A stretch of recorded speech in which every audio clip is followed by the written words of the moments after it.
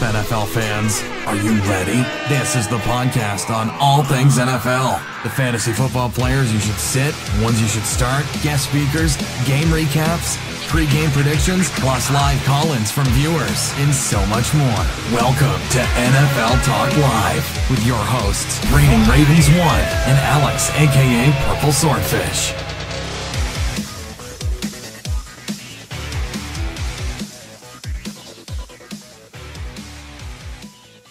Hey, what's up, guys? Welcome to Week 14 edition of the NFL Talk Live podcast. I am your host, Reigning Ravens 1, being joined here by my fellow co-host, Alex, a.k.a. PurpleSwordfish.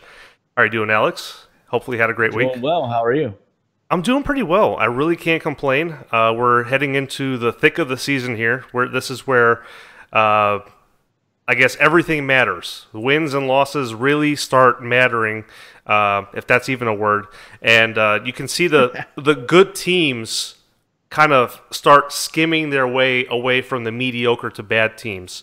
And don't get me wrong, I'm looking at the playoff picture, and there's still some bad teams in the playoff running. I'm sure we're going to get to it. But just to give you guys an update, those of you guys watching from home, the running bet that's going on between me and Alex, I ended up gaining some ground last week. If you remember, I was down 5 games in our total NFL correctly picked games. And as of right now, if I can show you this real quick, let me go ahead and put up on a screen. I am now, let's see, groups, all tied up. All tied up. Me and Alex have all the games tied up. So we only have, 3 more weeks to get... I don't know what happens, Alex, if we're tied up at week 17. Do we both rock our own gear, or how does this work? I think we should do that. I think we should honor the bet, and I will rock some Ravens stuff. I will put on a Todd Heap jersey. Oh, boy. And, yeah. Oh, boy. Heaps and heaps of Todd Heap. But, yeah, okay, man. Dude, week 13, what a crazy week. I mean, it's been a type of season that doesn't make much sense. And we're going to go through a lot of the recent news that came out today about the NFL. But ever since Thursday Night Football, man, Cowboys winning over the Redskins... Where the heck did the Cowboys find their running game? Whose pockets did they look through? Because last time I checked, they didn't have a rushing game, or at least one that worked. Some other crazy ones. Kansas City officially laying an egg on the season after that hot start, 5-0 hot start. Now they look like hot garbage. Anything else pop out at you at Week 13? There's a lot of crazy games. So Cowboys really shocked me, not so much with their offensive performance, but their defensive performance. They got better play from their defense and special teams than they have all year, probably in several years from that defensive unit. So kudos to them there. Kind of alleviated some of the stress from that offense. And Alfred Morris, can't take a whole lot away from that guy. He's pretty darn good as a backup. Yep. Chiefs, shocked me that they couldn't go in and beat the Jets. Shockingly enough, Chiefs are, because of a tiebreaker, set to make the playoffs if the season ended today. And then in addition to that, gotta say, Seahawks, they look pretty good against the Eagles. So prove me wrong there. They sure did. They sure did. One thing I was really surprised about was the Vikings-Falcons game. According to many people, that was the game of the week. That was the projected game of the week. They expected high-flying passes, fireworks, the whole 9. And actually, if you're the Falcons, you only got 9. And the Vikings, I mean, these two defenses, Falcons defense really showed up. It really impressed me this game. I was surprised how low of a score this was. I think it was a halftime score of something like 9-3 or something like that, or 9-6, something like that, something crazy like that. Yeah. What a game! What a game between those two. Matt Ryan looked shook. He did. Matt Ryan could not get the ball to his best playmaker in Julio Jones all game long. Several chances to do so did not come through. Serious doubts about the Falcons in terms of being a playoff team after seeing that performance. Really? So you're thinking that maybe they're not really cut out for the job? Is that what you're saying? So it looked like we might have 3 NFC South teams go to the playoffs. I think one of those 3 is going to get left out. And after last week, the odd man out looks to be the Falcons. Okay. Because I've heard a lot of stuff, especially, Monday morning quarterback and all that good stuff. A lot of people pointing the finger at Philly, saying that was a gut check game. You've heard the narrative about the Eagles. Oh, they haven't played many teams that have a winning record. They maybe played 1 or 2 teams that have a winning record. And look at how badly they play against them. Well, they played against the Seahawks and lost to them. To many people, that was a gut check game. That was like, okay, Eagles, if you're a real team, prove it to us. And they couldn't do it. So there's a lot of people thinking that right now, yeah, the Eagles might be tied for the #1 spot in the NFC, but are they the real deal? Do you think they're the real deal? I think they are. I think that the Rams are a good example. Their opponent, believe it or not, this week, the Rams are a good example of a team that rebounded from a tough loss a couple weeks ago, came back the very next week and won a tough game where people were questioning whether they were really that good of a team. So I think, it's a young quarterback with the Eagles. We have to remember Carson Wentz is still just a second-year player. They're an East Coast team. They went to the West Coast. That's always tough, and vice versa if you're going West Coast to East Coast. That game was a little closer than the final score would indicate, too, if you watched it. So, I mean, I'm not completely off the Eagles bandwagon yet. I still think they're the best team in the NFC, and they've shown that over the course of 13 weeks now. So, kind of tough to sit there and look at one performance and say, oh, they're done. This is not the Chiefs. I got you. This is not the same thing. No, it's definitely not the Chiefs. It's not. Yeah. It's actually funny you mentioned that, because if we look at the playoff picture right now, Eagles have the second seed in the NFC. I believe that's because the Vikings own that tiebreaker, if I'm not mistaken. But yeah, Eagles are second seed, and if the season ended today, it would be the Ravens and Titans in the AFC wildcard game. And the other AFC wildcard game would be the Jacksonville Jaguars at the Chiefs. So Chiefs barely sneak into the playoffs after a very hot start to the season. A very good game, Panthers and Rams for the NFC. And then we got the Seahawks and Saints. These are all fire games, in my opinion, except maybe the I want to say, of the wild card games, the NFC has the slight edge for the most exciting games. I mean, Jaguars, Chiefs, okay, nobody's really excited about that. Ravens and Titans, outside of maybe me and a couple other people, nobody's excited about that game. But Panthers and Rams, Seahawks and Saints, that's going to be a good game. And you got the usual suspects at the top. As far as the AFC, I mean, Steelers, Patriots, no one really should be surprised that those two guys are in there. Steelers having the first seed, Patriots with the second seed. NFC, there's some surprises in there. The Vikings, you saw how many missing pieces they had at the start of the season. The fact that they're up there, Alex, I don't know about you, but to me that's amazing. They did the most with the least. Don't you agree? I agree with you. I mean, that's a bare bones team, and look at what their coach did. Zimmer's a genius. And then we got the Eagles up there, which finally, I hate to use the word, because I know last time I used the word, back in, I think, 2011 or 2010, the Eagles season was shot, and that was the dream team. Dare we say that this is the Philadelphia dream team that could have been? Dare we say? Yeah, I mean, it's a good team. I don't know that it's the dream team. I think that just as you gave Mike Zimmer and the Vikings a lot of credit for doing more with less, I think you have to do the same thing with the Eagles. They've got a second-year quarterback. It's not a stunning roster. I mean, their best receiver is Alshon Jeffrey, who most people would classify as a wide receiver 2, not a wide receiver 1. So I think that Doug Peterson went into this year. A lot of people were saying it was a prove-it year for Doug Peterson to see if he was a long-term solution in Philly. I think he's in the running for Coach of the Year, but I think it goes without saying the Coach of the Year, if the season ended today, has to be Mike Zimmer for his outstanding work in Minnesota. Belichick will be up there. Tomlin should definitely be up there as well. But Mike Zimmer has done a phenomenal job in Minnesota. So very exciting playoff picture. And as you can see there, the Falcons are on the outside looking in, unfortunately, after the loss. And then the Chiefs, I'm just going to go ahead and put my name on this right now. Cross out the Chiefs, put the Chargers in there. The Chargers are red hot. They are a very good football team. They're playing great football, and they believe in themselves. I don't think the Chiefs do. So I would say the Chargers will probably be facing the Jaguars. There's a lot of, I'm surprised. There's a lot of bad teams that are still on the playoff in the hunt bubble. Like, Colts? what are the Indianapolis Colts doing on this screen? What are the Texans doing up here, you know?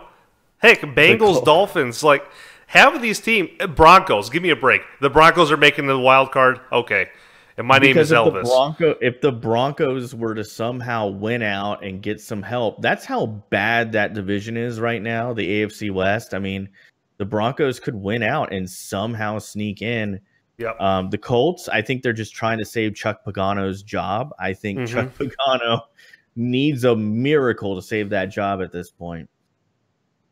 But I want to say that there's a lot more heavy hitters that are on the bubble on the NFC side of things, like the Falcons, Lions, Packers, Cowboys, even Redskins. Cardinals lately have been playing well. The Bucks have been playing recently pretty well under Jameis Winston. No, I feel like what I see on the NFC side of things are a lot more believable than what I'm seeing on the bubble on the AFC side. Well, I'll put my name on this too as a Bucks fan. You can go ahead and cross the Bucks off that list. They have not been playing that well. I hear you. So, if you're ready, I'm ready. We can go into our Week 14 picks. Let's do it. Okay. So, Week 14.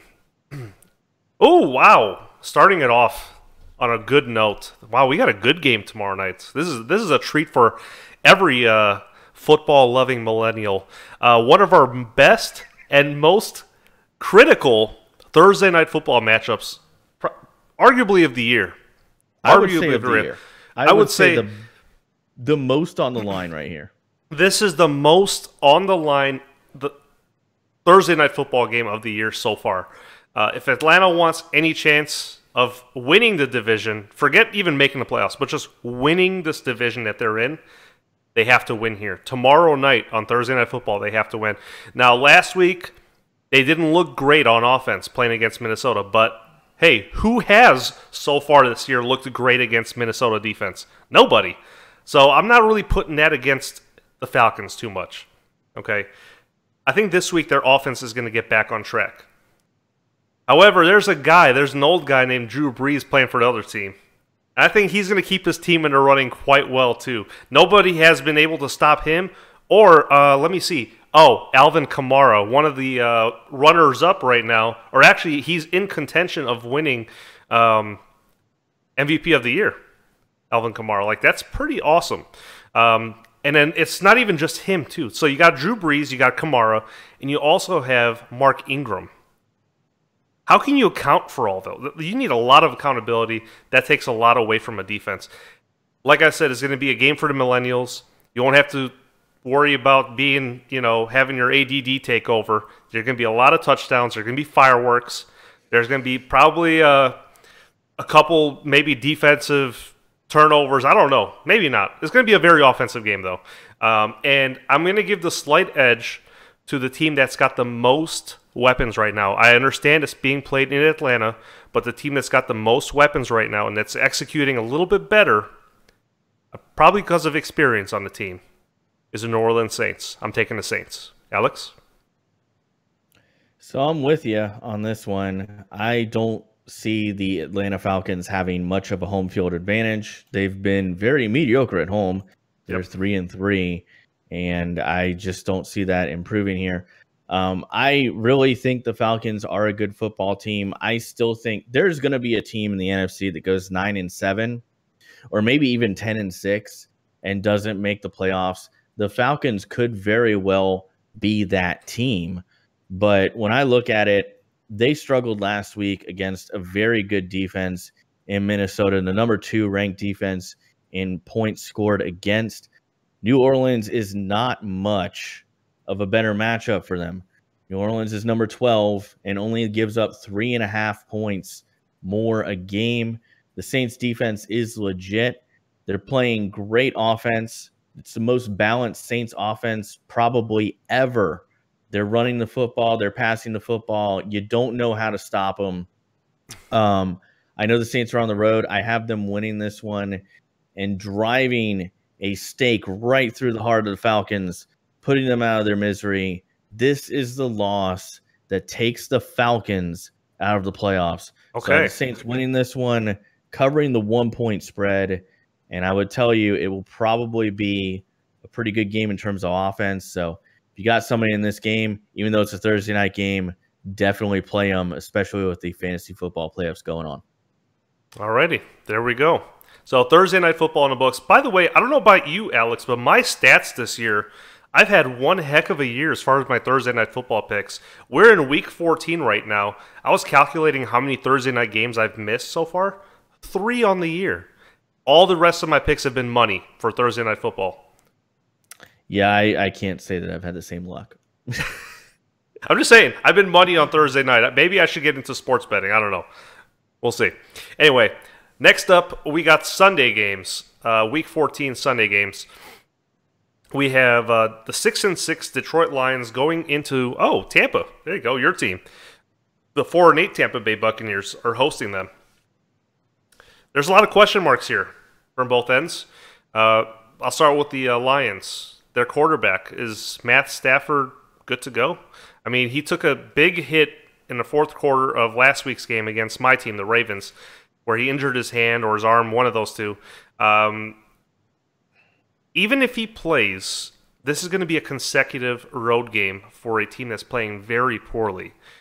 Speaking about a team that's playing very poorly, rather, the Tampa Bay Buccaneers.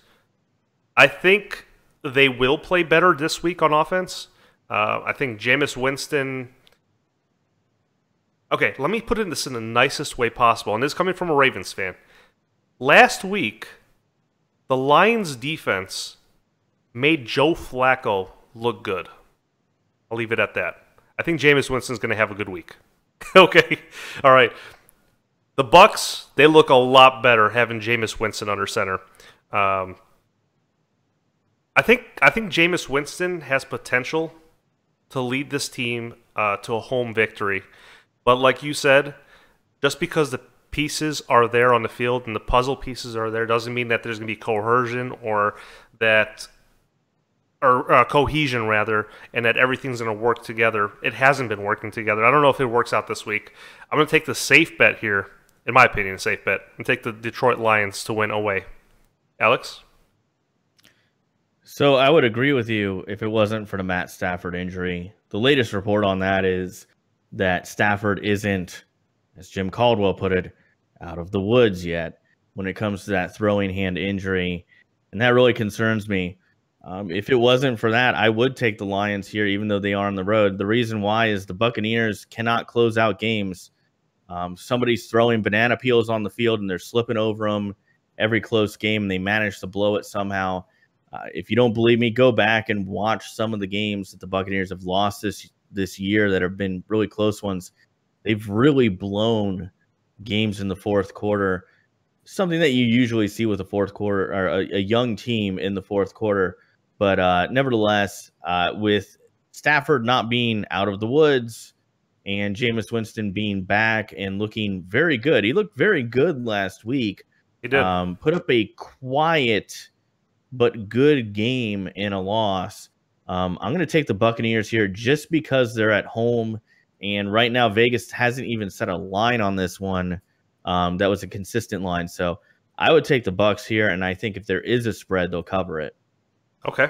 Alrighty. You're taking the Bucs. All right. If you don't mind, Alex, I'd like to kind of interject here with a little bit of football politics talk.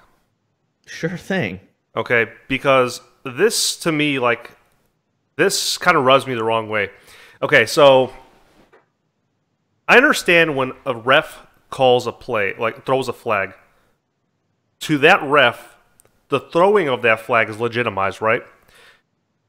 I understand also why guys like Marcus Peters would get ejected for picking up the ref's flag and throwing it into the stands. I get that.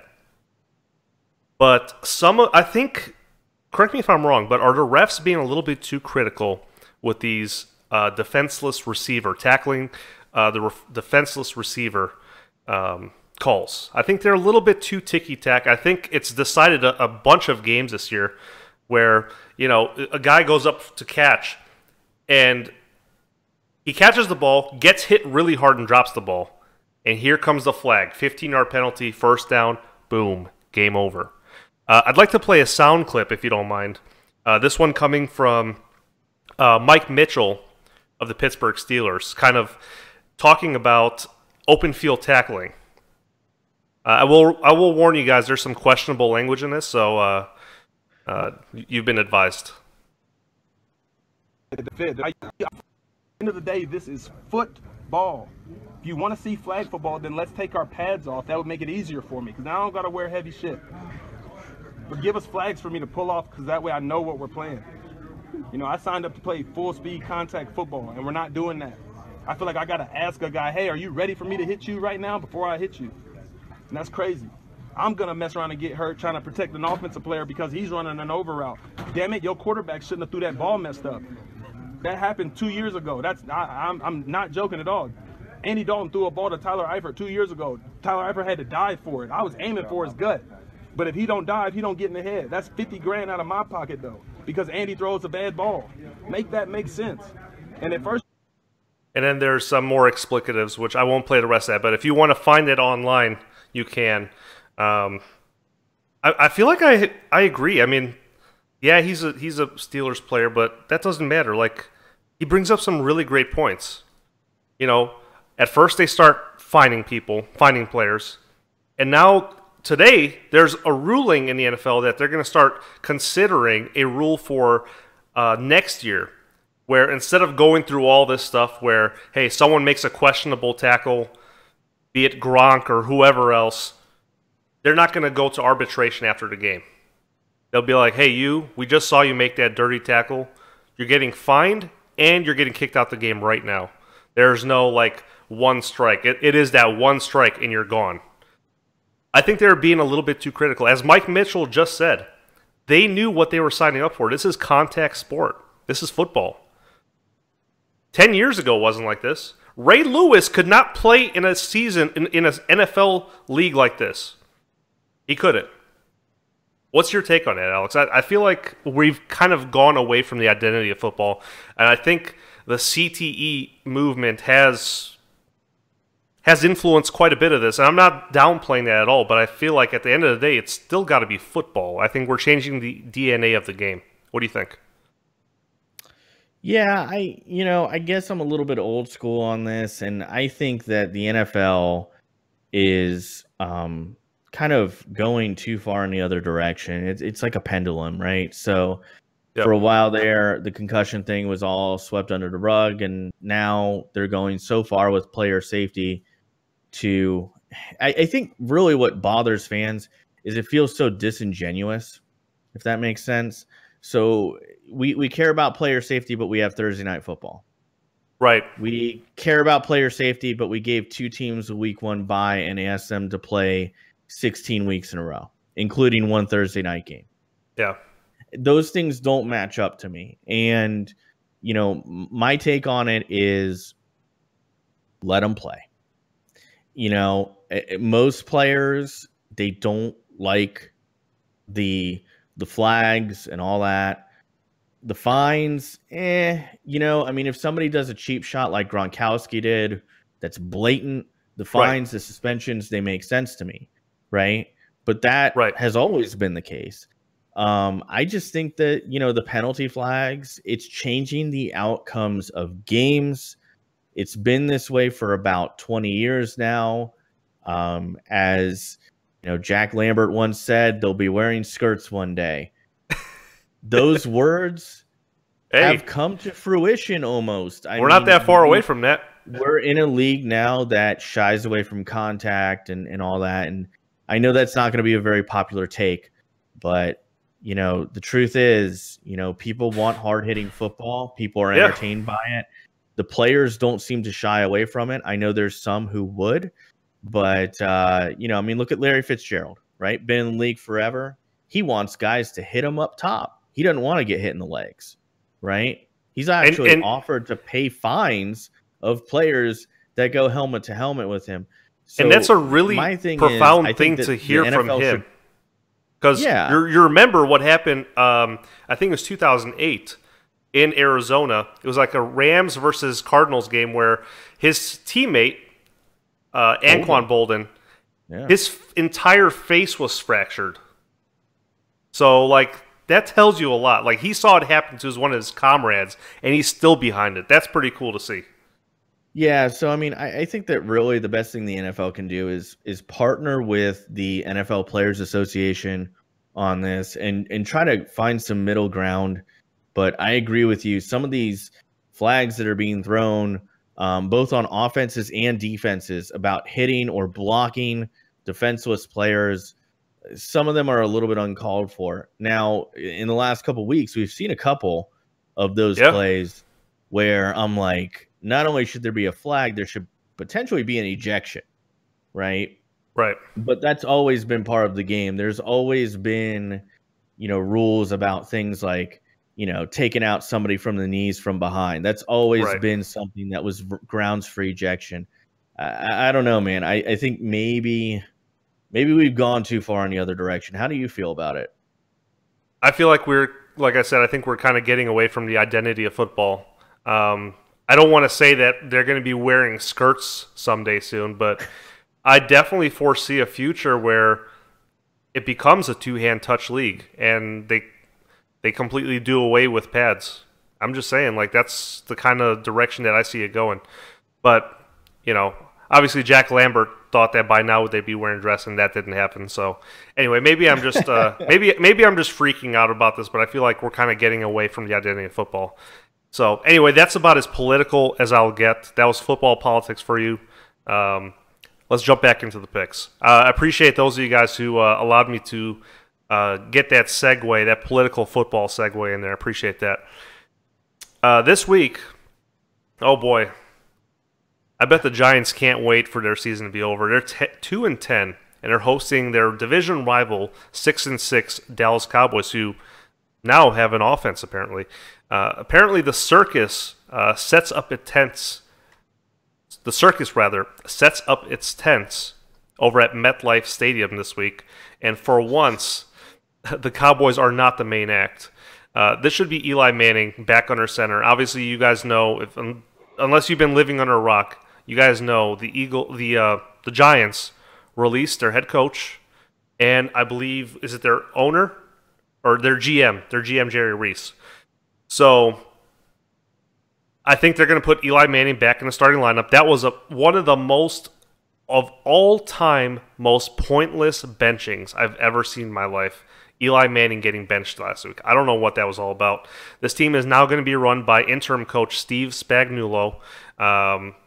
Like I said, they're going up against a Dallas team that looked quite efficient on offense and defense. Defense looked pretty good last week.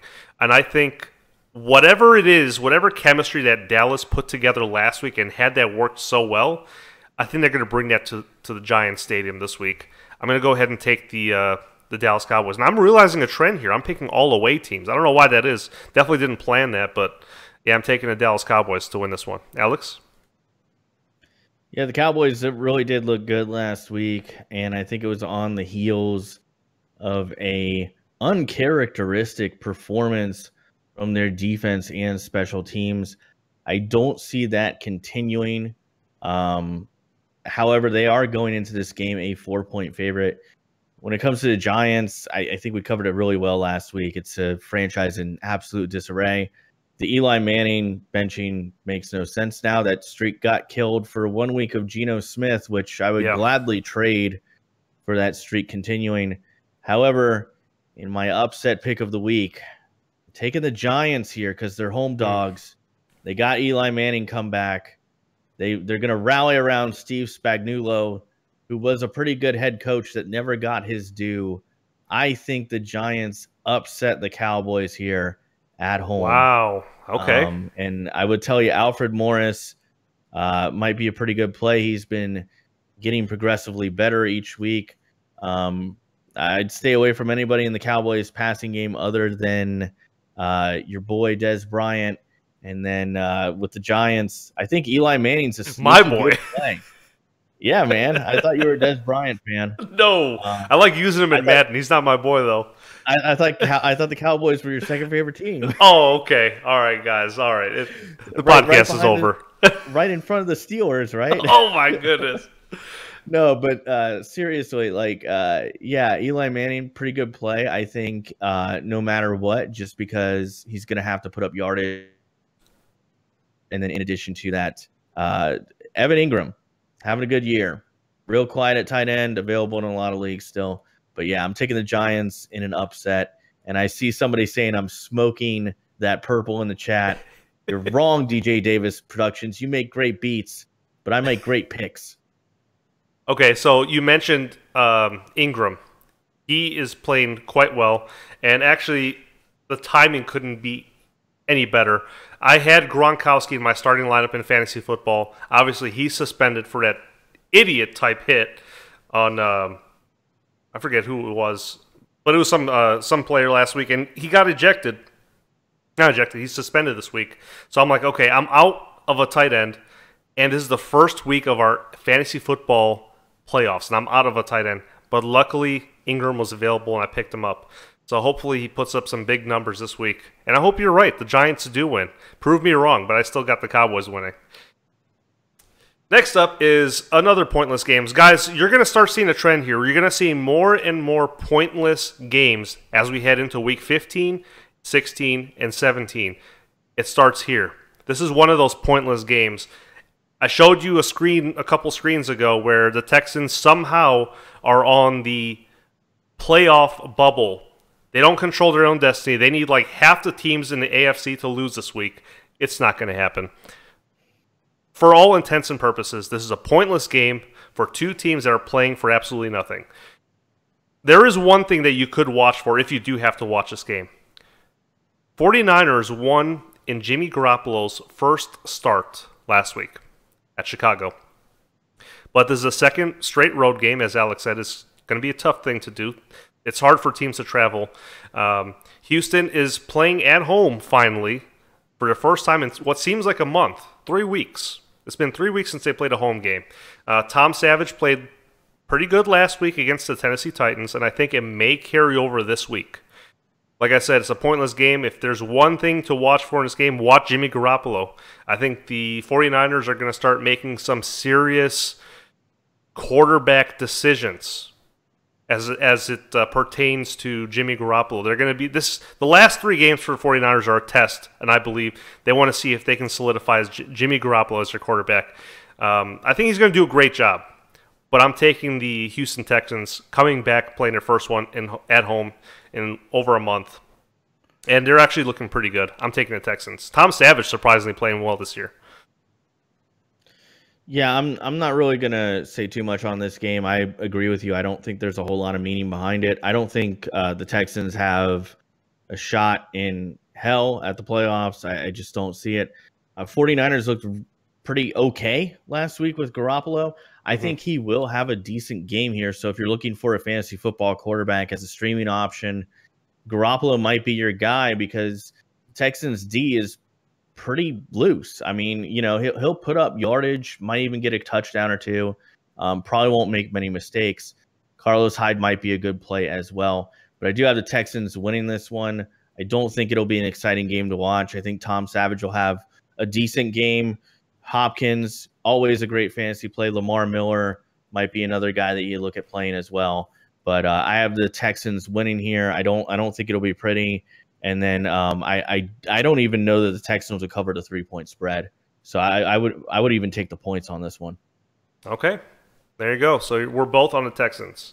Next up is going to be a fun one to watch, I believe. 2 6-6 teams, the Raiders and the Chiefs. Chiefs are hosting. if you guys remember, and yes, there are two teams that are tied for first place in the division. If you guys remember that Thursday night football matchup, I want to say like week 6 or 7, where I remember coming back on the podcast and telling Alex, I'm like, dude, there will never be a better Thursday night football game than the one that happened last week. The Oakland Raiders playing the Kansas City Chiefs. What a game. The final score was like 30-31 on a final 0 second left on the clock type play by Oakland. It was in October, I'm pretty sure. It was in October. But anyway, the good old days are not the good old days if you're the Kansas City Chiefs. They have now lost 4 straight and have completely fallen apart on defense. Oakland, if they win here, it could reduce the AFC West picture to a 2-team race. But that obviously depends on what the LA Chargers do. You guys saw the map I put up earlier. It all depends on what the LA Chargers do. Like Alex said, Chargers are a really hot team right now. They are flying under the radar. Watch out for them. Oakland, they haven't been playing too well on offense, but I think Derek Carr is going to get this game going here. And actually, if I'm not mistaken, does Crabtree return this week or does he return next week? I thought his suspension got reduced to 1 week. I'm pretty sure he returns this week. Some people in the chat can let me know. But regardless, whether or not he comes back, I feel like the Oakland Raiders, because the Kansas City Chiefs have completely fallen apart, I think the Oakland Raiders have a decent, solid shot at winning this game. I'm going to take the Oakland Raiders to play and win.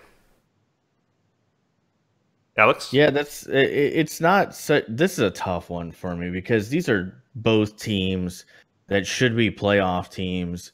If we were picking at the beginning of the year, we probably would have put both of these teams in the playoffs. I know I certainly would have, and they've really underachieved for different reasons. And Crabtree is back this week, and okay. I think that will be a welcome addition to the Raiders. They really needed Crabtree last week. They can always use him. He really is their best receiver. I know Amari Cooper gets a lot of the attention, but I truly believe Michael Crabtree is the engine that gets that offense going in terms of the pass game.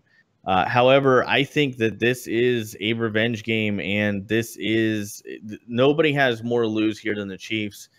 They looked okay last week against the Jets, fell apart at the end, but it's 2 questionable teams. So I'm taking the home team here just based on the fact that they're the home team. And it is very difficult to beat the same team twice in an NFL season.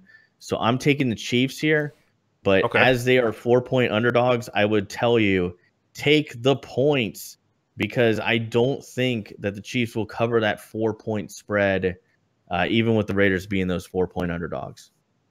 Okay, there you have it. So you're thinking the Chiefs finally turn the tide and begin winning again.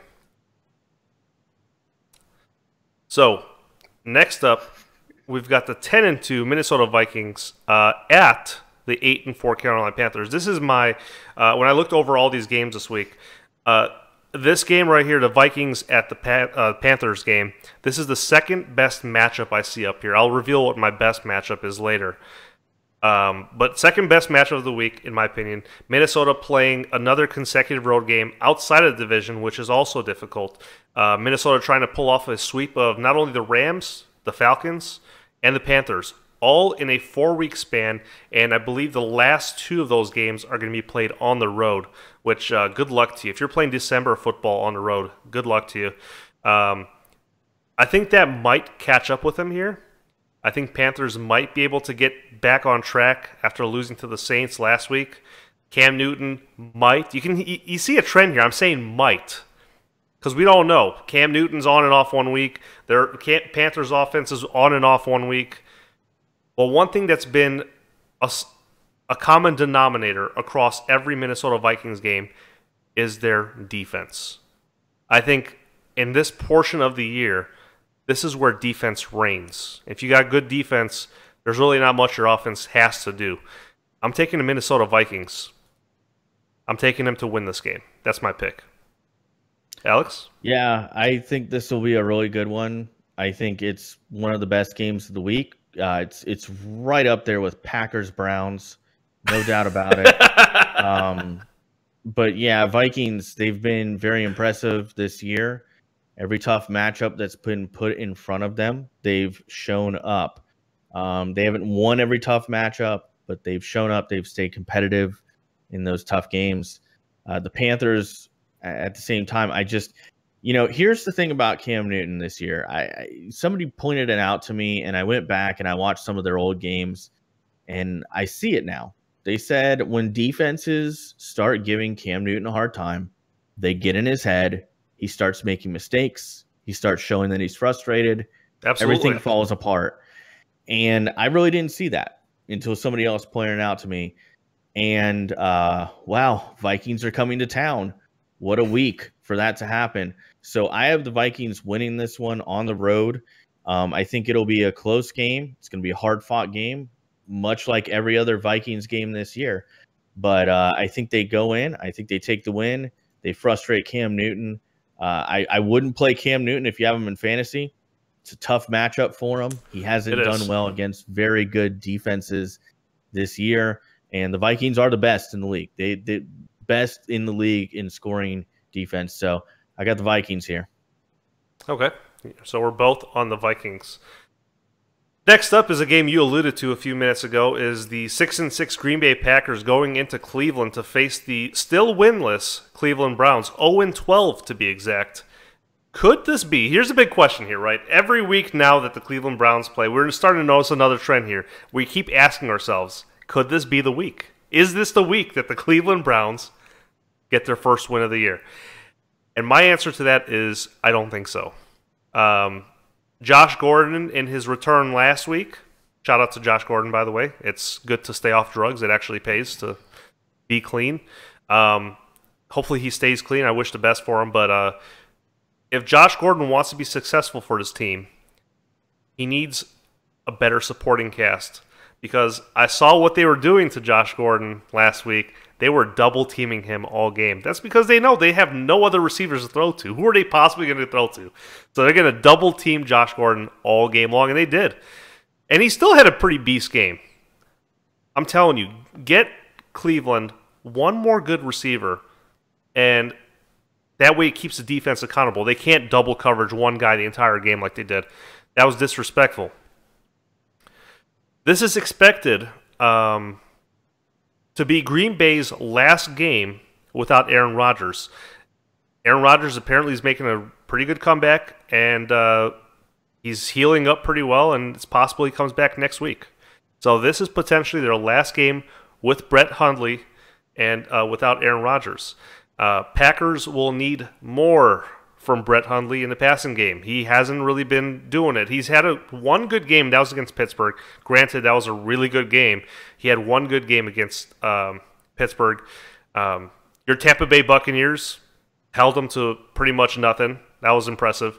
I think the Packers, though, will take this one in a very close game. I think this is going to be a game of field goals, honestly.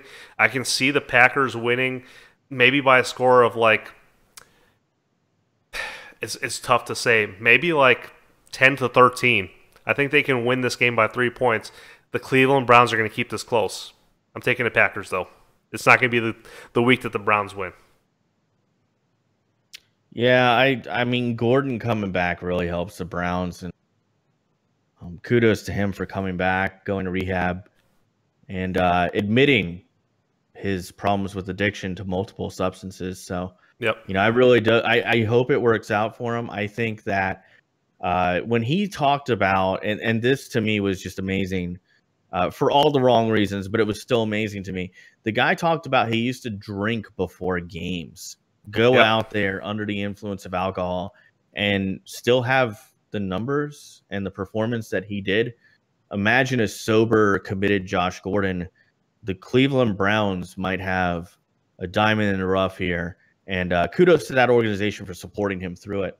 So I hope nothing but the best for him. I do agree with you. If they had another receiver on the other end, they'd be very dangerous if they had a quarterback to throw to those two guys.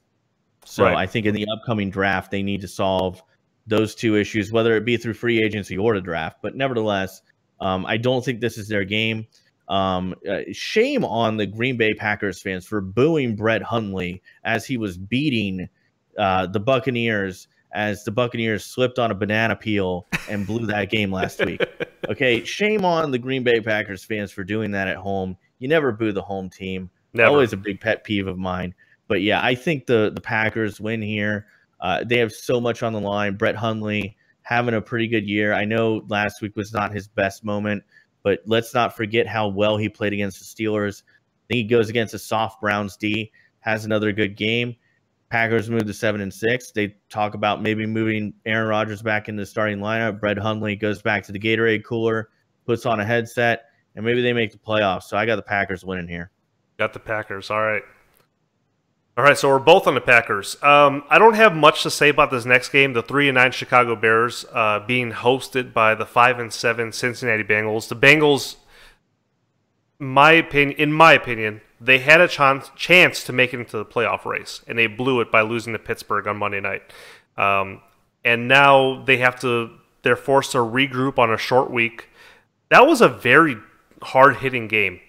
A lot of players went down to injuries in that Monday Night Football game, Steelers and Bengals. Rough game for both ends. Like I said, they have to regroup on a short week, even after all those hard hits and all the injuries. Defense, though, for the most part, been playing pretty solid this year. I don't know if Vontaze Burfict is going to be playing this week.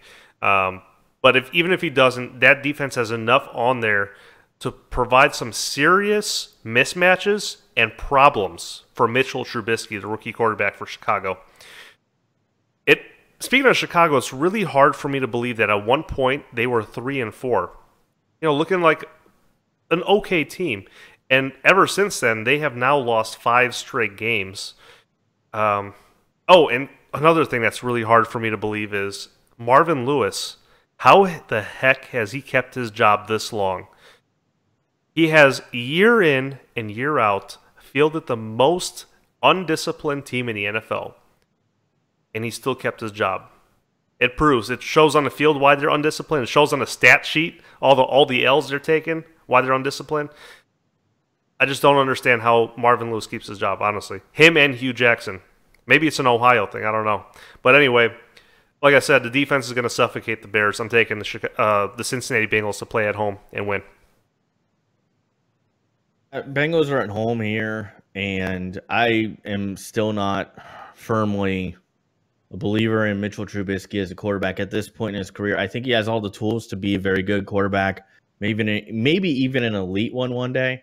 Mm-hmm. But, year to date, he's posted a 23 QBR. That's really low. He hasn't really impressed me much. He's not very efficient. I could go on for days. I still think he should be sitting. I think they have a better shot to win with Glennon, but I realize John Fox is in the hot seat. So you play the young guy to appease the fan base and potentially ownership. And as far as why Marvin Lewis still has a job, it's expert politicking, sir. He is excellent at just getting ownership to buy in. And when you ask about Hugh Jackson worked for Marvin Lewis at one point, if I'm not mistaken. Yeah, he did. And is an expert also at politicking with ownership to get ownership to buy in into what he's selling. I'll give you that. That works for a while, but it's amazing that Marvin Lewis has done it this long. He's like that old senator who's on his 15th term and on his deathbed, but still gets reelected somehow. I think this is it for Marvin Lewis. He is a lame duck coach going into this year. I think he will not get re-signed. I think that's intentional. It's the easiest way to break up with somebody. Just don't fire them. Just let their contract run out. I do think they win this one at home, but I'm going to say right now, Bengals as a 6.5-point favorite, I don't feel confident in that. I would take the points here. Okay. And I would stay away from this game unless you have Jordan Howard or AJ Green. Everybody else, all bets are off. It's going to be an ugly one. Okay, but you're still taking the Bengals, but you're not taking the spread. No, man, take the points. Bengals will win, but they're not going to. Yeah, they're not going to cover 6.5 points. I got you. That makes sense. And then now we have another one of those quote unquote pointless games of the week. We got the 6-6 Buffalo Bills hosting the 3-9 Indianapolis Colts. Like I said, pointless. A game of two teams going absolutely nowhere. Indianapolis playing 2 consecutive road games. Buffalo may be starting Nathan Peterman again, which... Good job. Good job, Buffalo. Might be starting him for the injured Tyrod Taylor. We saw what happened last time Peterman played. 5 interceptions in the first half. But even with Peterman playing, all memes aside, I think Buffalo will find a way to win at home against a very, very bad Indianapolis team. And by the way, Indianapolis defense, Colts defense, getting worse and worse by the week. I think some of those guys were sitting down last week. Anyway, I'm taking the Bills. I'm taking the Bills winning at home. Yes, I said it, with Nathan Peterman, if in fact he's playing for Tyrod Taylor. That's my pick. Yeah, I don't think that they start Taylor here, and not because they want Taylor to be ready for next year. I think it's because it's a lot easier to bench Taylor for an injury and say, hey, he just couldn't go, and that makes it easier to not bring him back next year. I think Peterman starts. He looked a little bit better last week, but not much, and it was in garbage time, so it's really hard to say. I think this is going to be an ugly one. The last time I checked, Vegas hadn't set a line on this one, and with good reason. I think this is a 50-50 game, and that means it's time for the coin flip of the week. Believe in the coin. So we're going heads, Colts, tails, Bills. We're taking the Colts. Oh, wow. Savage. Based on the coin. And if I had to justify it, I would say it's because Jacoby Brissett is a little bit more experienced at starter, which isn't saying much. It's not saying much. Okay. All right. So, wow, he's at the mercy of the coin flip again this week, 2 weeks in a row. And the coin flip gives him the Indianapolis Colts this week. Wow. All right. Well, good luck with that. See if that works out for you. This week we have the 6-6, a 6-6 team I can really believe in. The LA Chargers hosting the 5-7 Washington Redskins. Redskins are pretty much done. And this is a really long road trip for them. Somehow allowed the Redskins last week somehow allowed a depleted Dallas offense to look amazing on last Thursday Night Football. On the other end, you heard Alex say it earlier in the podcast, the Chargers are a really hot team right now. They have won all 3 of their home games so far, and they have a lot more home games to come. This is one of them. I'd like to say in most NFL stadiums, there's something called home field advantage, but have you guys even seen the Chargers home field? It's slightly bigger than your local high school football stadium or football field. They got bleachers. That's pretty much it. There's really not much of a home field advantage when you're the Chargers. But you don't need home field advantage when you have the recently becoming elite Phillip Rivers playing some of the best football of his career right now. I'm going to say they remain hot and continue to win.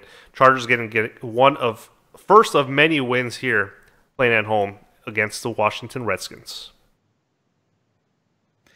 Yeah, I am a big, big fan of the Chargers. They've been very good since a slow start. I mean, it was just really a slow start. And kudos to them as a coaching staff. They sat down at the drawing board, decided we need to retool our offense. That offense looks completely different than week 1. And I think that they go into this game with a lot to lose, whereas the Redskins, it's pretty much already a lost cause. Redskins traveling from the East Coast to the West Coast. I think DeMarcus Cousins will still have a good game.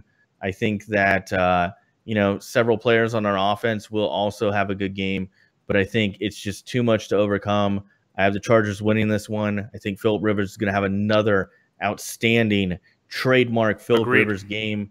And sneaky good candidate, dark horse candidate for the MVP. If he continues playing like he is, he could get some MVP votes. That game that he had against the Cowboys, game last week. You're talking about the Thanksgiving game? Yeah, man. One of the best games game ever for Phillip Rivers. I really think He's a dark horse MVP candidate, and one that deserves some consideration along with Russell Wilson. I know everybody's talking about Carson Wentz, including myself, but Russell Wilson, Phillip Rivers, Ezekiel Elliott for his suspension, they should all be MVP candidates. So I'm taking the Chargers here. I think they will cover the 6-point spread, despite playing in a soccer stadium. But yeah, yeah, Chargers all the way. Okay, I'm taking the Chargers. I am too. Good pick.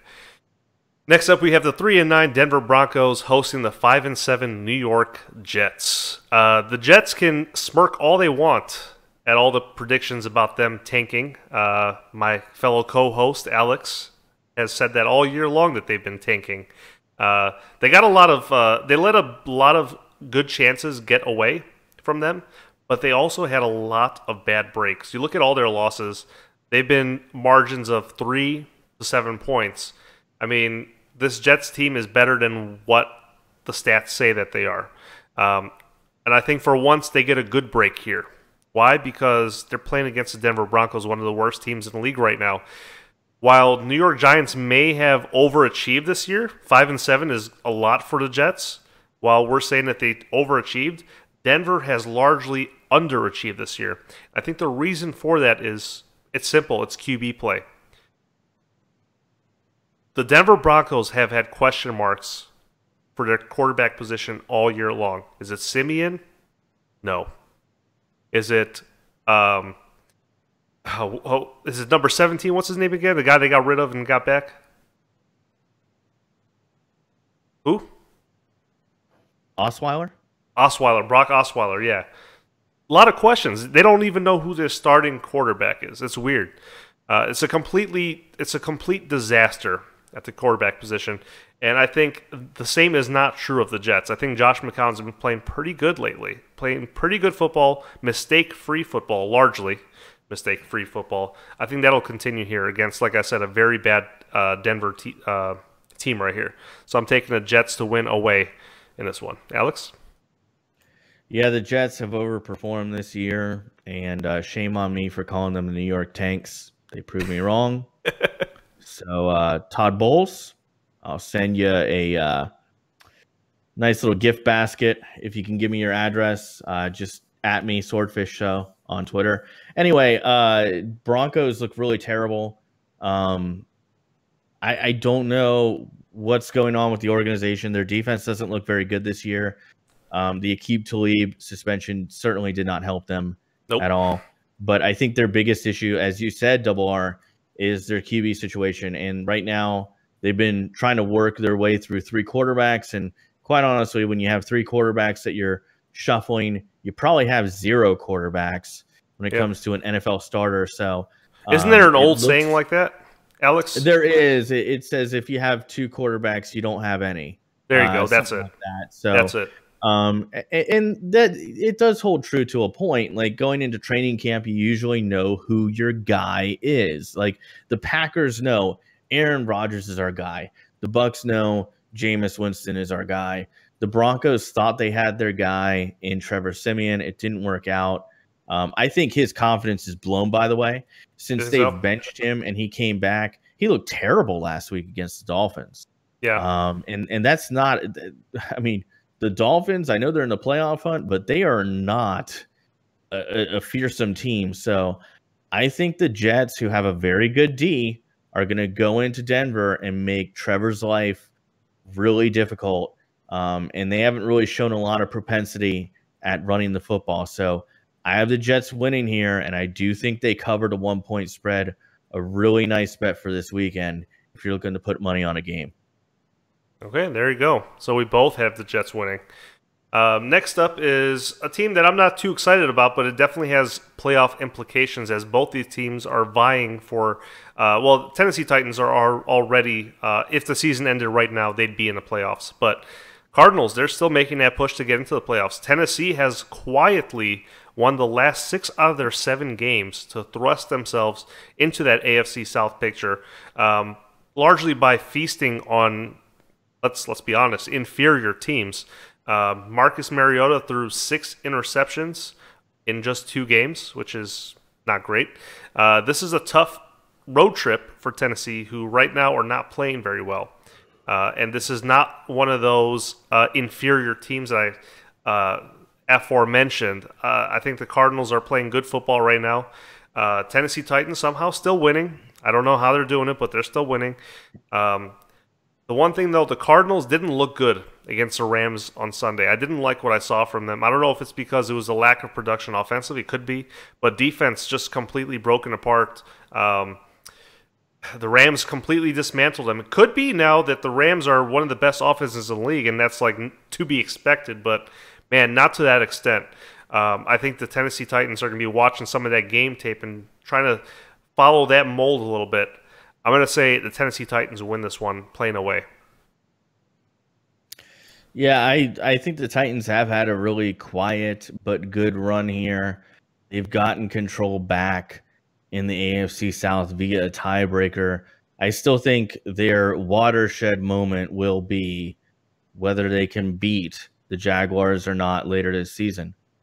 But when it comes to the Cardinals, I actually like how they're playing with Blaine Gabbert at quarterback. I know a lot of people aren't high on the guy after his time in Jacksonville and even his time in San Francisco, which was a lot better than people give him credit for. Mm-hmm. But he's playing pretty well. I mean, he's certainly not Carson Palmer, but he's doing the job. He's getting it done. It's not pretty, but he's getting it done.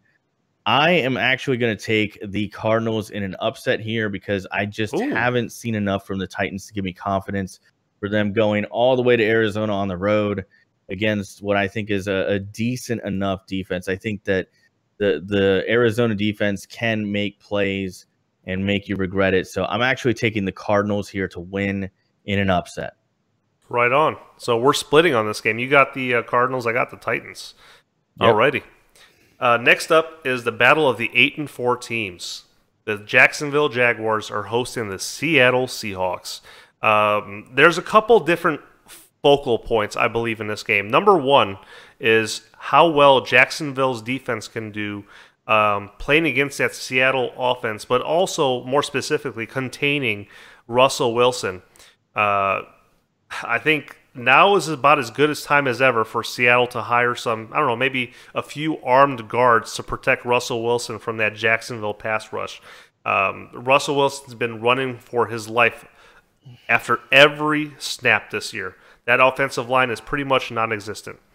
What Russell Wilson does have going for him is an unrivaled knack for survival. He just snaps the ball and instinctively knows where he needs to run. He's always running out of the pocket, but he knows what gaps are going to open up, and his play field recognition is second to none. Another matchup to watch here is on the other side of things, at the flip of the coin, Jacksonville's offense versus Seattle's defense. That actually may end up being the deciding factor in this game. Blake Bortles played very well against Indianapolis last week, but let's face it, Indianapolis defense isn't Seattle Seahawks defense. I think Seattle will definitely dial up some interesting blitzes, some interesting plays to keep Blake Bortles in check. And I think Seattle's going to end up winning this one by a small margin again. And it's not even going to be a good game, I think. It's going to be a small margin, but it's not going to be a hard-fought game. I got the Seahawks winning this one. I'll reveal what my best game of the week is shortly, though. It's coming up. So the Seahawks have impressed me, and they've overcome a lot of injuries, especially on the defensive side of the football. They've also overcome a tragically assembled offensive line. Russell Wilson is running for his life every single week. It was no different last weekend. I mean, it looked like a game of Madden at one point. He was running back 10 yards and throwing the football away. I mean, it's comical how bad that O-line is. And it makes me think, what could Russell Wilson do if they had a good O-line? It's kind of scary to think about because he's an MVP candidate as it is. Unfortunately for the Seattle Seahawks, I think this week they're traveling from the West Coast to the East Coast. That's always hard. They're playing a 4 p.m. game. Again, that's usually pretty hard for a West Coast team. I really think they're going to struggle blocking the Jaguars' front seven.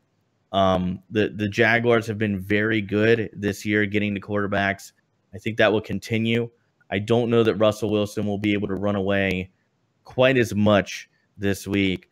I know the Jaguars have some real struggles on offense, but I think they're going to keep it very simple. They're going to do what they can to not rely on Blake Bortles as much and really try to get it in Leonard Fournette's hands as much as possible. And with his talent, I think he can still have a really good game against a pretty stout Seattle Seahawks defense. I'm taking the Jaguars here, and I do think they covered a 2.5-point spread. But I realize that's a really risky pick. It's really hard to bet against Russell Wilson. That is very risky. I mean, yeah, they're both 8-4, but yeah, like you said, Russell Wilson, he's the X factor, man. He's a game changer. The Jaguars need this game, though. I think if they don't win this game, their playoff hopes are in serious jeopardy because the AFC, there's several teams that could pass them. If they lose this game, they're down a game and a half basically from the Titans because they don't have the tiebreaker on the Titans. So I think the Jaguars have to win this game. You know, get some PEDs, put them in Blake Bortles milkshake. I'm just saying Tom Coughlin, maybe a pill, just throw it in his protein shake. Whatever you got to do. I don't condone these things, guys. Okay, whatever Alex is talking about, I do not co-sign. Anyway, next up, I don't want to keep you guys waiting. Okay, I said what my second best game of the week is going to be. This right here is it. This is, in my opinion, what's going to be the game of the week. And I already know we got Pittsburgh-Baltimore up on the beat. I know it. But the game of the week is right here. The 9-3 LA Rams hosting the 10-2 Philadelphia Eagles. Why is it an NFC game of the week, in my opinion? Not just NFC, but just like in general, the game of the week. There's a lot of NFC seeding probabilities here. A lot of things that can change depending on which of these two teams win. And you can look at it. A lot of people said last week the Eagles and the Seahawks game was like a gut check, right? Let's kick the tires on this Philadelphia Eagles team. Let's see if they're really, as good as we think they are. This is part two. Consider this part two of the, I guess you could call it the Eagles' reputation testing. Let's see. Let's give them another chance. 2 weeks in a row. This time, unfortunately, though, they're going up against a more difficult offense to stop than Seattle's. LA Rams are firing on all cylinders offensively. One of the highest scoring teams in the league right now. Philadelphia, as you guys may have seen, did not play very well at Seattle last week. However, what they did do that I find very smart is they didn't fly all the way back home to practice, okay? The Eagles staff knew that they were going to play the Rams right after the Seahawks, so what they did was they brought all their equipment and have been practicing on the West Coast all week long, so they never went back home. I think that's going to help because that cuts down on the amount of jet lag that the Philadelphia Eagles would have to deal with otherwise. So they've stayed on the West Coast all week long, and I think a really good matchup. This is going to be a great game, okay? I don't say it's a great game. It's going to be the best game of the week for no reason. You got two young quarterbacks going at it. You got Carson Wentz, right? And you have Jared Goff. These are two really impressive offenses. I'm really, really not sure who to pick. I'm tempted to go with the coin toss, but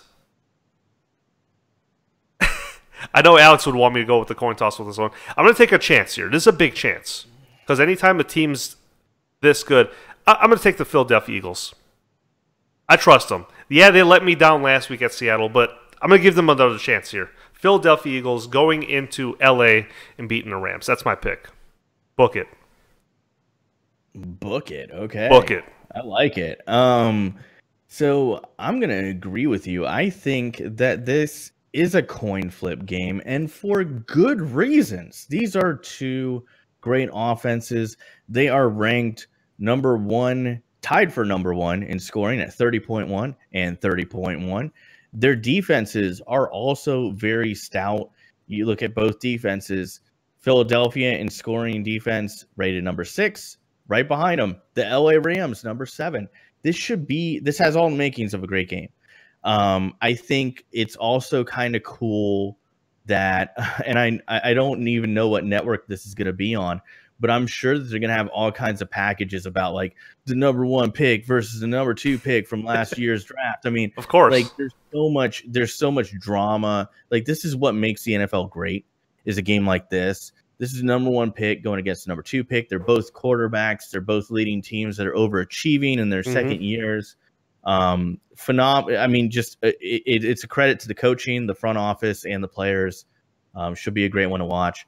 I have the Eagles winning this one for one reason and one reason only, and I love both teams, by the way. I think both of these teams are legit contenders, not pretenders.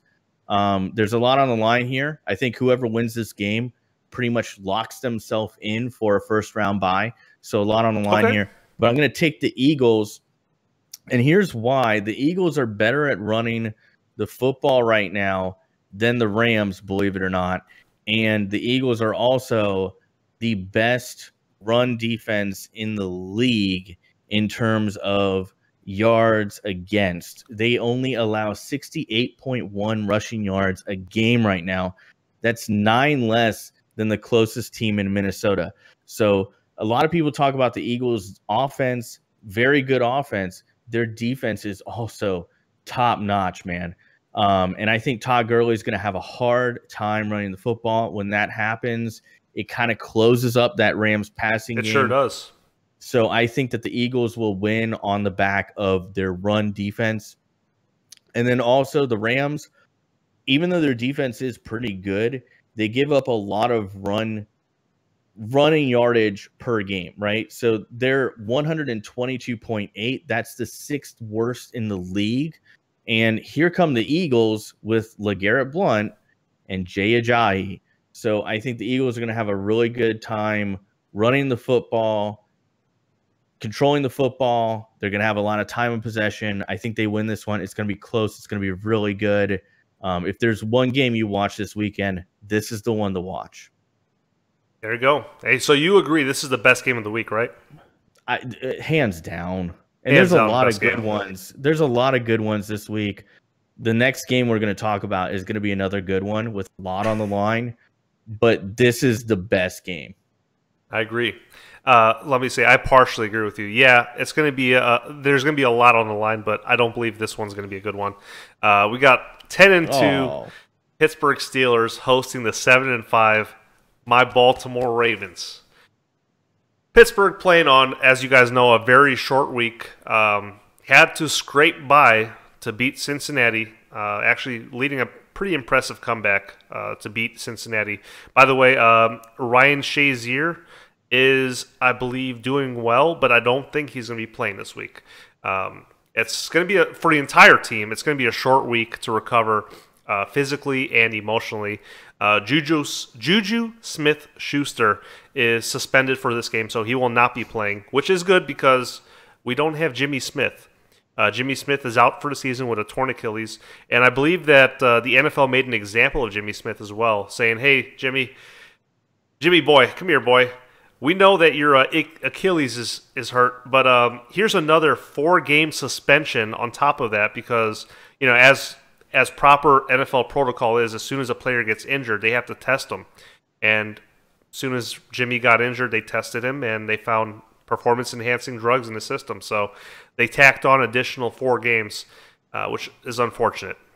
It's unfortunate. So, like I said, Ryan Shazier, I don't think... Thankfully, he's making a good comeback. I mean, all these colors aside, football is football. I don't wish anything outside of the lines of football. I don't wish anything bad, even to our worst enemies, and that's the Pittsburgh Steelers. The Ravens got their offense going last week pretty well against the Lions, but as good as a sign that is, it was the Lions, and it ain't the Pittsburgh Steelers. As usual, this is going to be a tough AFC North game, but as they usually do, and it pains me to say this, I think the Steelers are going to pull it out in the fourth quarter against us. I'm going to say Steelers, unfortunately, are going to win this game and possibly knock us out of the running for playoffs because I'm looking ahead at some of our other opponents. It's going to be tough.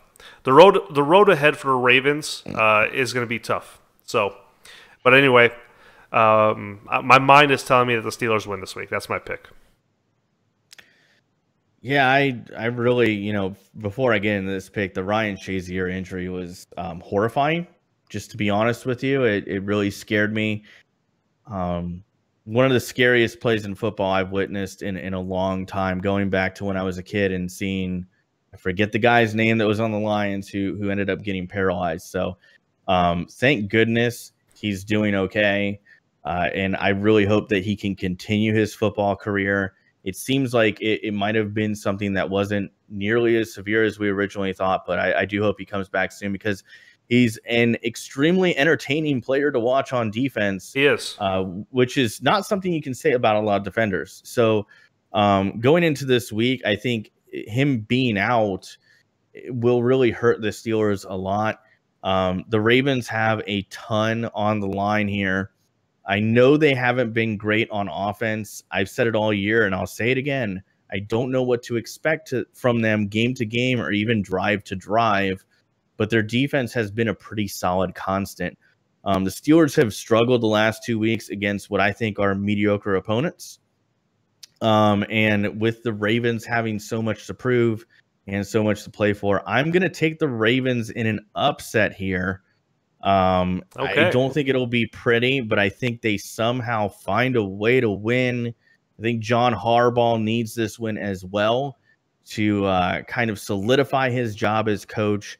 I'm not saying he's in the hot seat, but I'm saying a win here could really help him. So I have the Ravens winning in an upset. But if you got the Steelers, I know it's fantasy football playoff time. If you got the Steelers offense at all, Ben Roethlisberger, Le'Veon Bell, Antonio Brown, you got to play them. You probably don't have better options. And then on the Ravens, I would tell you, Alex Collins might be a pretty good look. But beyond that, maybe Flacco because he's going to have to put up some yardage. But yeah, right. Ravens in an upset. Okay.